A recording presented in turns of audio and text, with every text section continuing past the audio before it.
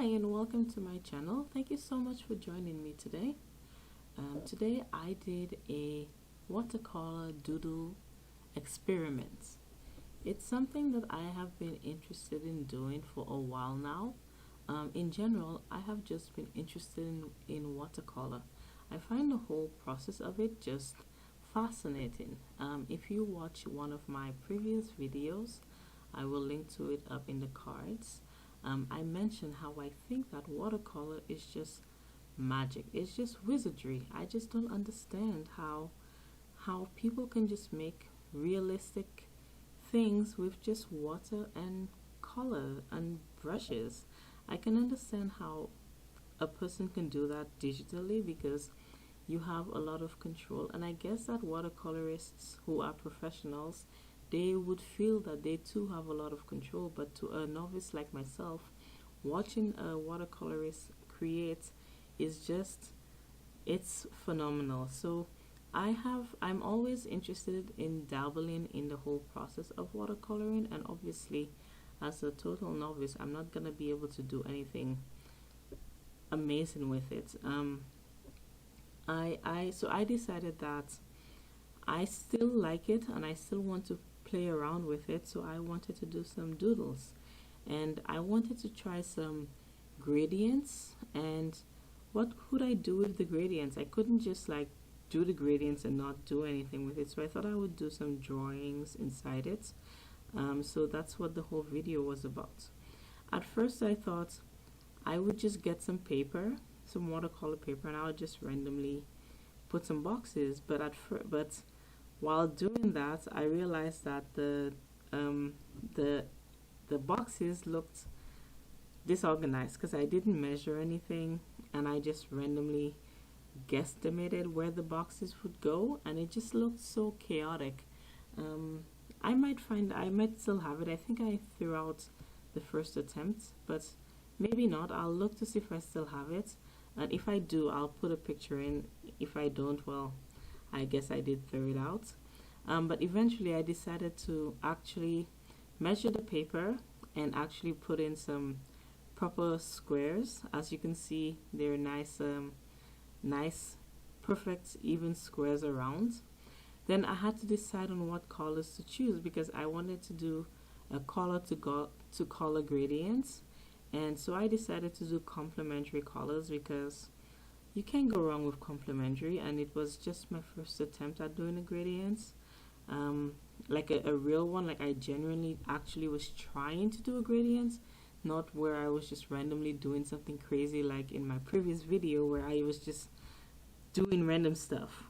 So my goal was to do an actual gradient, so I thought, why not just do complementary colors? So I looked at my paint kit and I went for the traditional gradient colors, but every color looked the same.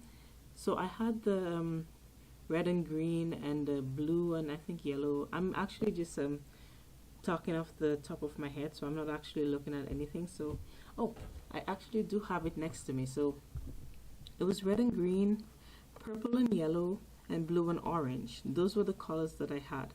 So I had 3 complementary colors, but then I had a 4th box. So I said to myself, what is supposed to go into that 4th box? Because when I looked at the color wheel, all the other colors, they're basically just gradients, like lighter and darker versions of those 6 colors. So I decided that I had made a pin, like a badge, a few weeks ago or months ago, and it was a teal and green color, and I really liked the way it looked. So I decided that since I couldn't think of what to do, I would just make the last box teal and pink. It looked really pretty, so I decided that would work for me. So I spent a lot of time figuring out the whole process of trying to do the gradients, because it makes logical sense to start from one end with one color, then go to the other end with the other color, and then meet in the middle with the 2 colors, and then they will blend. But I think that I was getting too heavy-handed with the colors, and sometimes they would pool. Maybe I put too much water on the page, because at one point I would see that the color would look really nice, like the gradients would look nice, and then I would go back in and work on it, and I was just like, why would you do that? Like, it was perfect. And then by doing that, what would end up happening was that, like, I'm even looking right now at the blue. I don't know if you've even reached there yet, but I'm looking at the blue and the orange, where the blue started to pull into the orange, and I think it happened as well into the purple and the yellow, and even in the green and the red. Like, I kept overdoing, because I kept feeling like the gradient wasn't gradienting enough. It wasn't mixing enough, and so I kept going back in. But then, because there was just so much water on the page, I guess they would just like blend into each other. And then at one point, I don't think you could see it on the camera because the field of view of my camera is so small, but at one point I got this brilliant idea. I don't know why I thought that was such a good idea. To, in the little dish that I had on, I think that was when I was doing the green and the red, they were separate pools. So I thought, if I touch the pool of green and the pool of red together, maybe they would gradient in the middle. So then I would be able to make the gradient on the page of the page of watercolor easier. But that's not what ended up happening. Basically, I can't remember which one, but one of the colors just basically bled into, so it just it didn't do what I wanted it to do, like, at all. It was just like, what was the point of that? I just wasted the ink, the two watercolor inks, and it was just like, oh, sorry, not inks, paints, and it was just like, well, what's the point? But overall, I really enjoyed doing it, and I think I want to do it again. Maybe not right now, because I made it my schedule already, and watercolor is not on the schedule again for a little while, which is disappointing, I will say. It's kind of sad because I really do enjoy watercoloring, and maybe I will just do it for myself. But I always feel like, because I have a YouTube channel now, anytime I do something, I should be filming it, even though there's nobody watching yet. I feel like I should be filming, right? But it's not on the schedule for a little while. And in terms of the doodles, I wanted to do some just like pattern doodles. I'm still struggling with pattern doodles. That's why I chose to do pattern doodles instead of specific drawings. Specific drawings are easy. You can just do a drawing and it looks nice. Like I will put in some pictures of some drawings I did on. In my previous video, I did swatches of the paint kits, and so what I ended up doing was, with the swatches, I scanned them onto my computer, and then in Procreate, I drew doodles onto the swatches, because I thought they looked nice and to make little patches. I even made them into little stickers because they look so cute. So doing drawings onto the ink piece, what do you call it? Doing drawings onto the inks, I don't know what you call them, squares. It's easy, but I wanted to do patterns. I always struggle with patterns. I even looked at like examples, and they just didn't come out looking nice. I only liked the teal and pink one. Maybe because I was not patient enough. Maybe I have to take it a little bit more slow. Maybe I just rushed it. But I wanted them to be more like random patterns, so like not like uniform, but even in that randomness, they don't look nice.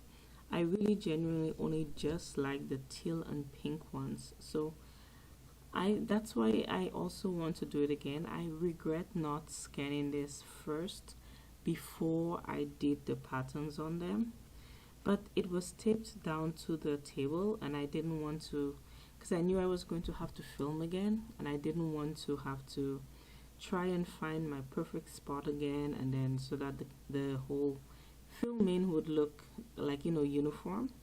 So, and I did, honestly, let's be real, I didn't think about it at the time.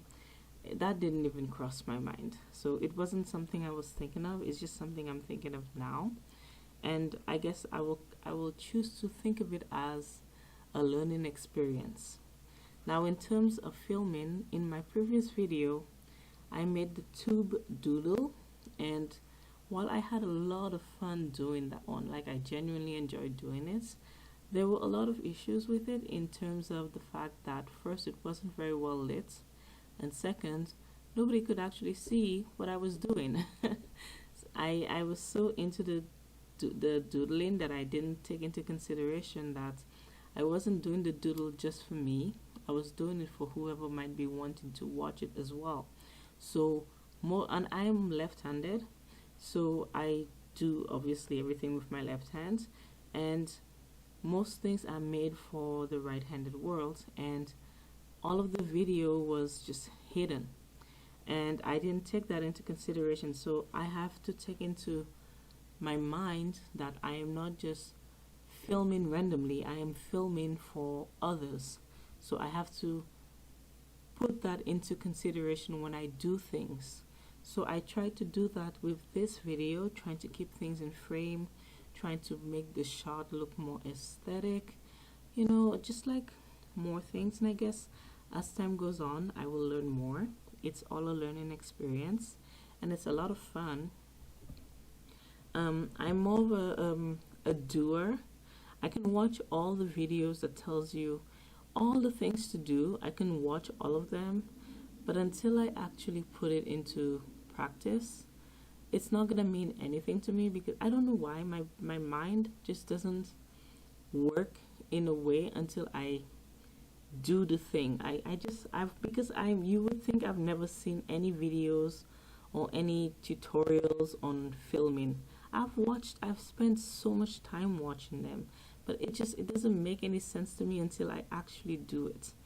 So this video was very fun for me, not only because I got to do the watercolor, but because I got to experiment with filming, trying to make sure things were in shot. Obviously, it's still very, very amateur. I'm working with very limited tools. I'm trying my best, of course, but I'm looking forward to seeing how what I learned in this video will get applied into my next video. And that's about it. Thank you so much for hopefully listening till this ends. I hope you enjoyed watching the video, or you got anything from what I was saying. If you liked the video or my content at all, please take some time to hit the like button. If you're interested in coming with me on this journey of trying new things, please hit the subscribe button. Otherwise, thank you once again for joining me. My name is Cactus, and I will see you in the next one. Thank you. Bye-bye.